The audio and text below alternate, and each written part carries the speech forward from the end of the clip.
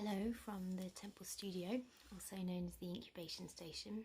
I'm sitting here before my altar today to make this video for you. It's been a request from a few people, not necessarily to make a video, but a lot of people have been asking me about how I work with bones and other animal parts that I find. And I wanted to make a video to explain something about why I use bones.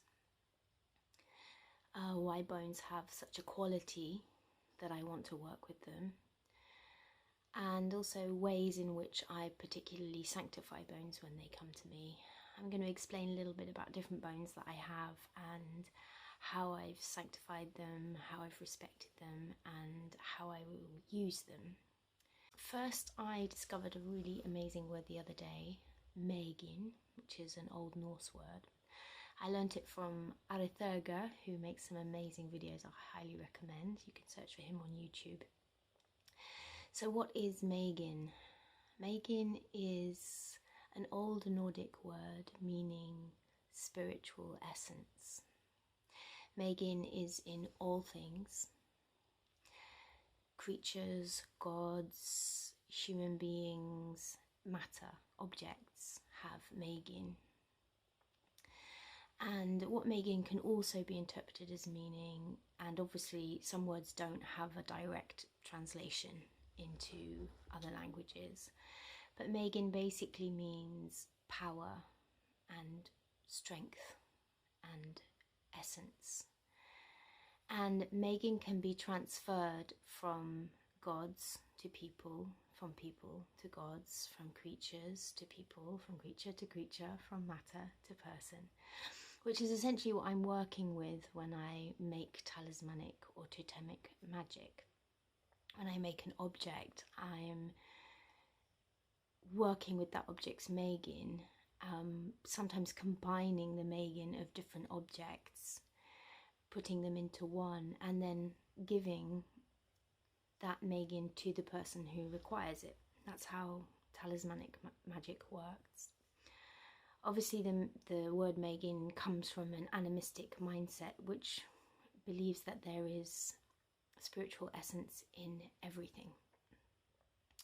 So the gods have os megin, and in Nordic spirituality there's an idea of mata ok megin, I hope I'm saying that right, and that's a person who trusts in their own strength.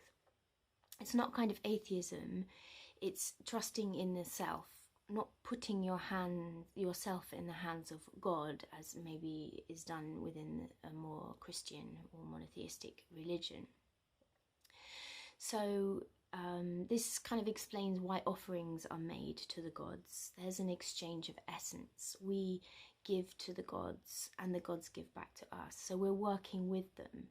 So that idea is that they share their power with us and we share our power with them. Quite often artifacts are found that are broken or bent, and the idea of this is to release the megin so that the gods can access it. And the gods are not working for you, they're working with you. So for example, when there's a big community ritual or something, that's lots of people getting together to offer their megin to the gods, and then an exchange happens. So a really good way to work spiritually is to interact with the spirits and the gods of your place and exchange megin with them. If you don't, then you will have a lack of strength, a lack of power within yourself. But if you have a good relationship with the spirits and the gods of your place or your gods, then you increase megin by exchanging it with them.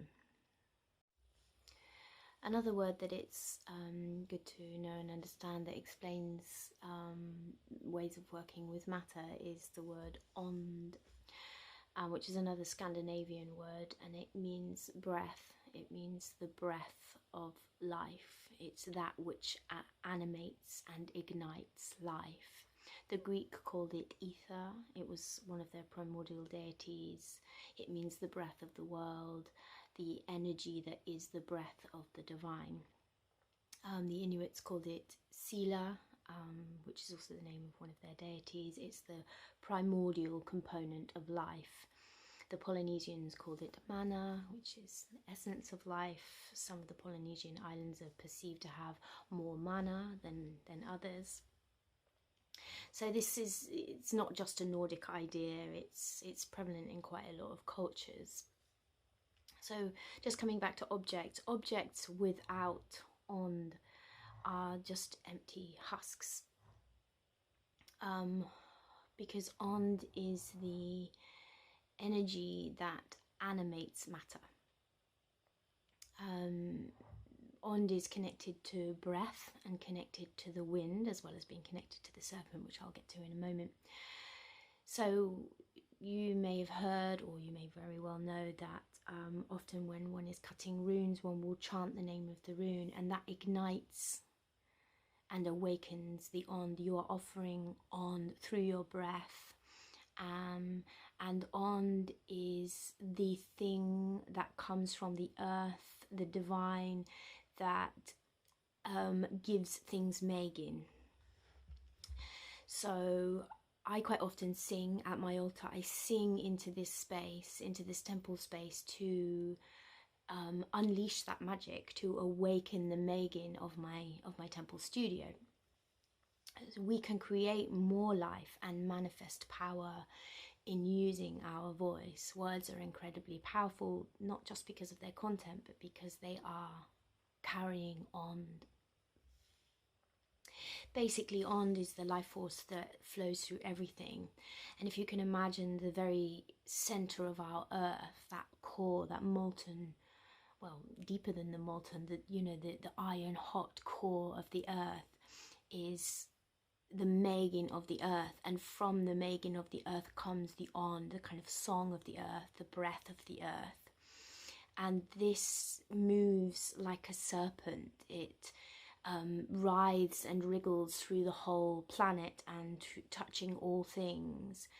Where we see places of power, where we see megaliths built or anything like that, is where our ancestors felt, with their very sensitive beings, a lot of ond coming out of the earth.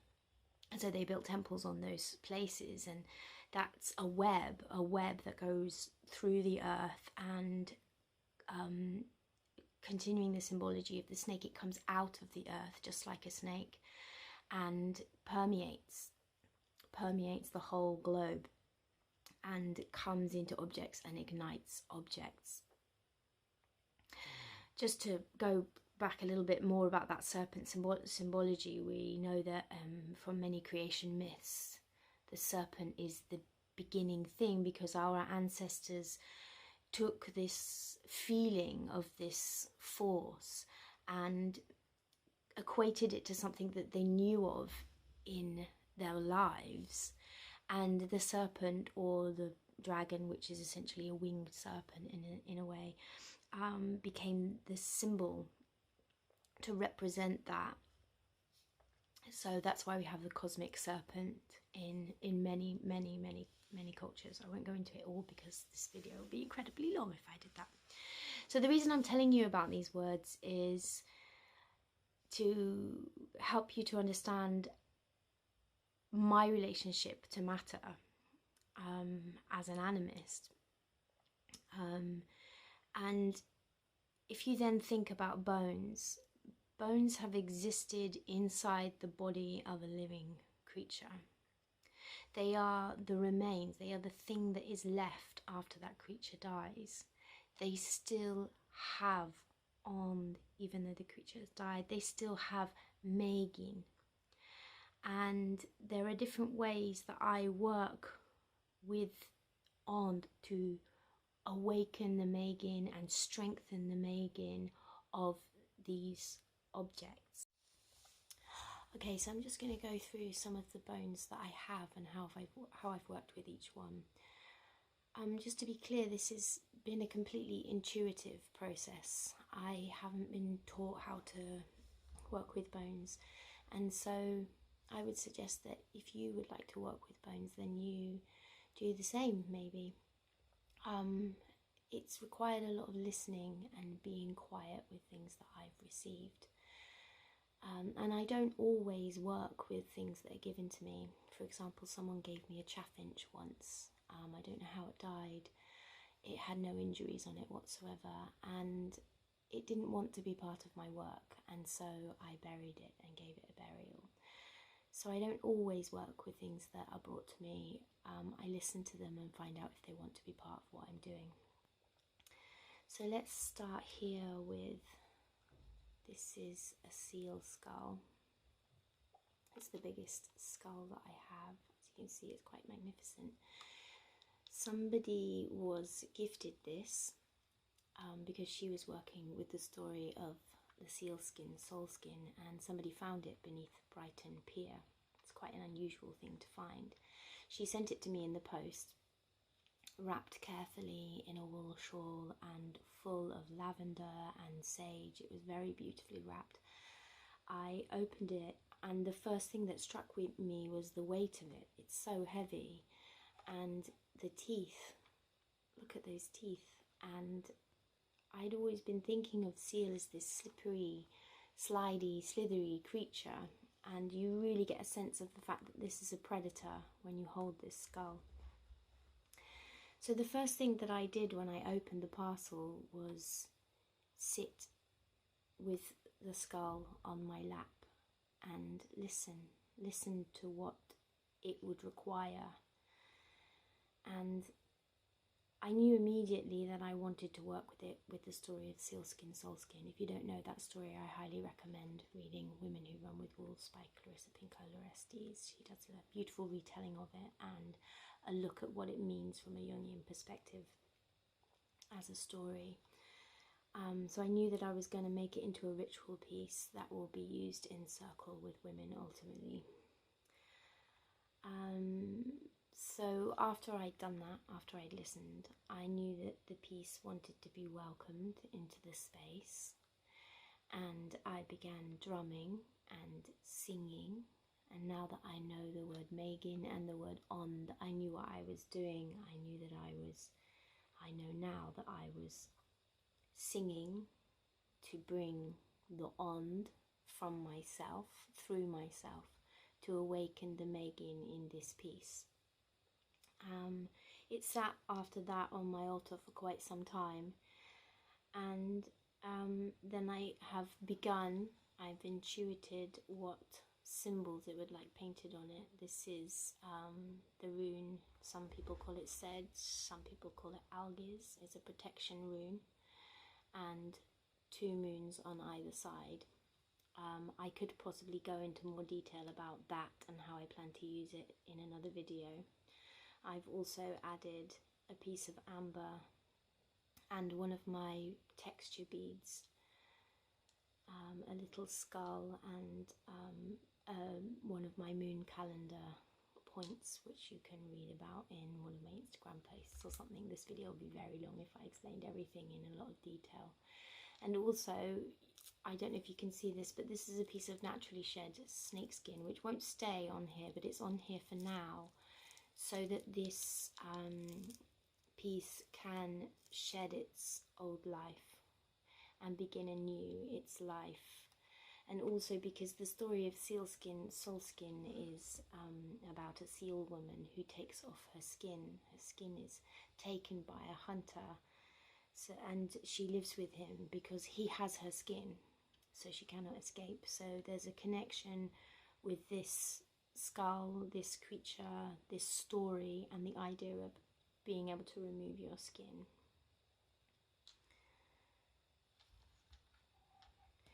Another bone that came actually from the same woman who was also gifted this bone.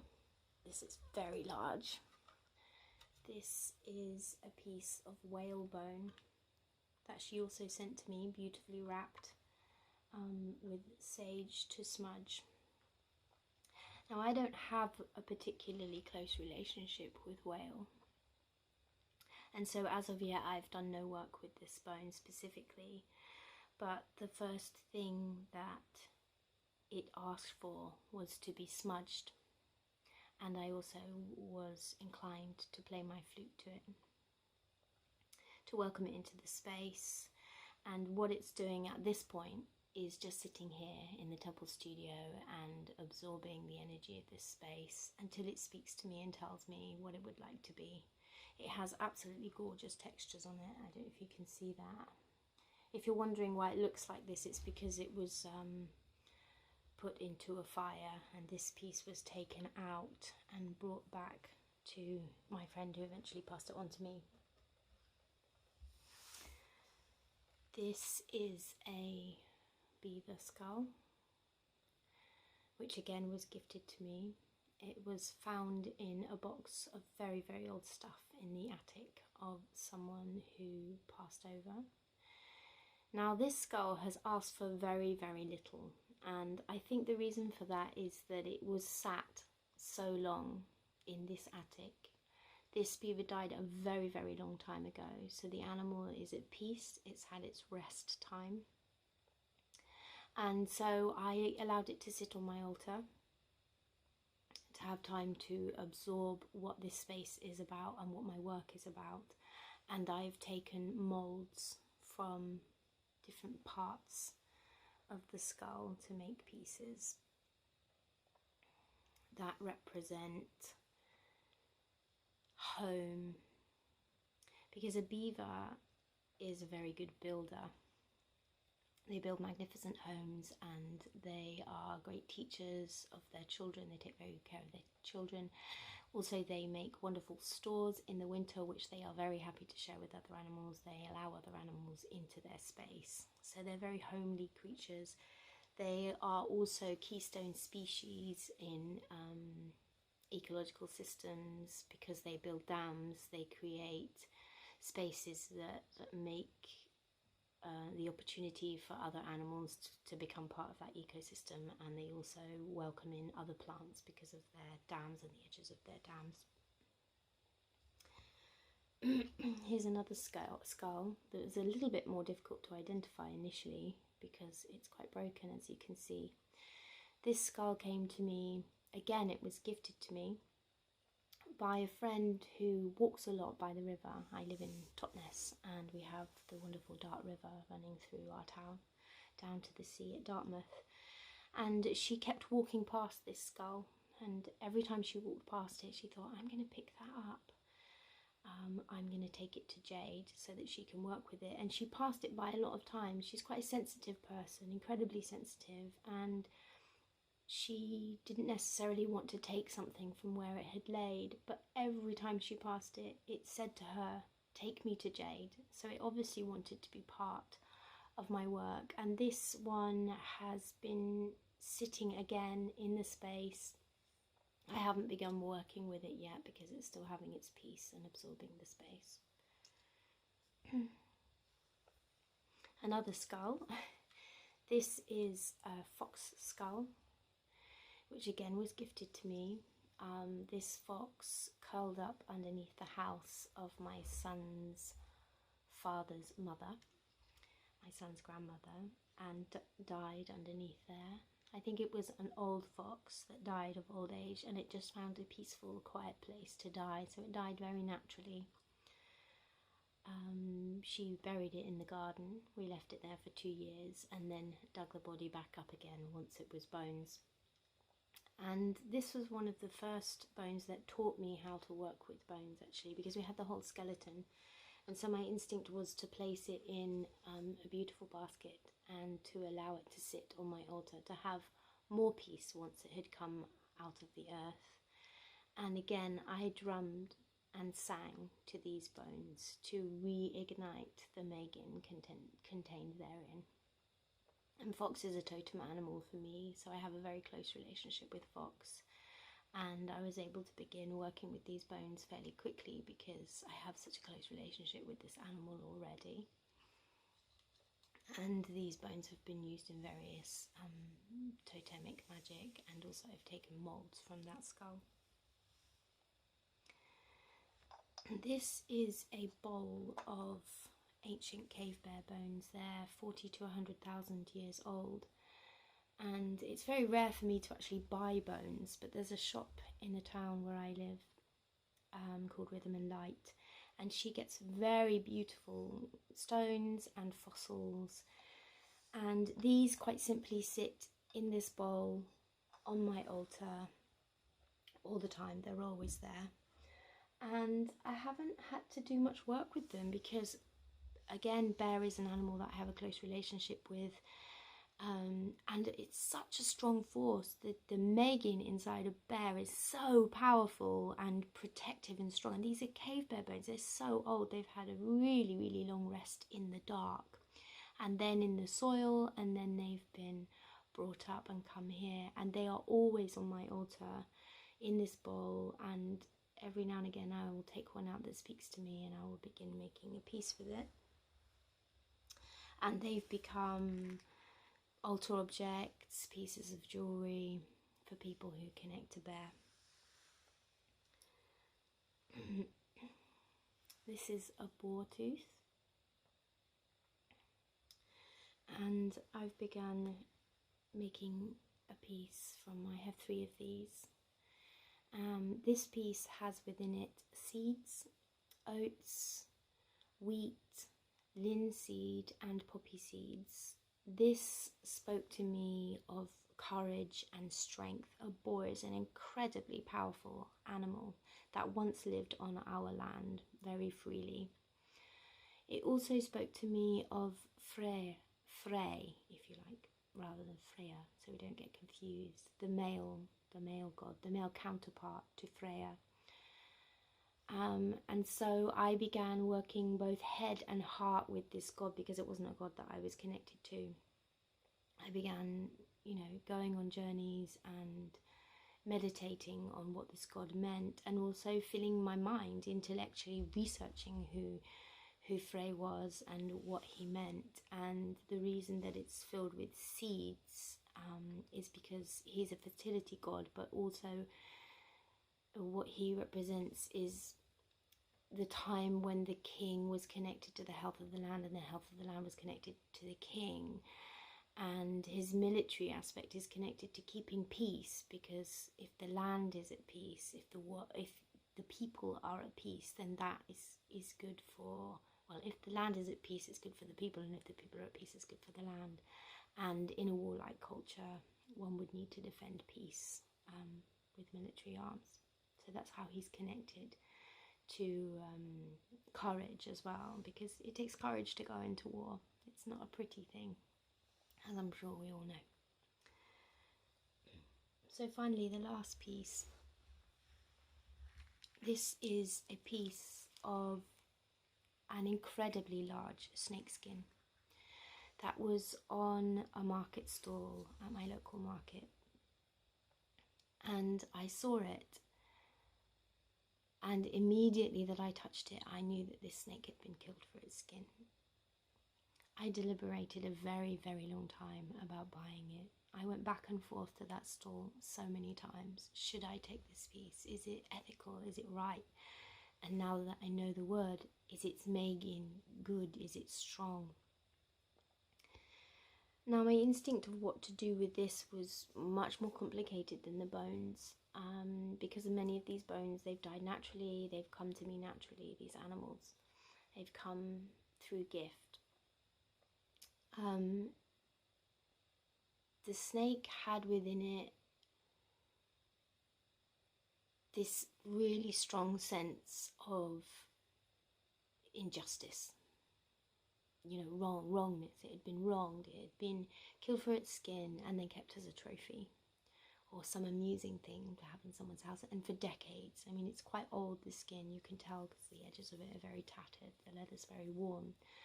So firstly, I rolled it up and I put it beneath my altar here for quite, I think it was a whole month, to just stay there and be there. And then I got some leather conditioning cream and I rubbed it, and as I rubbed it, I apologized.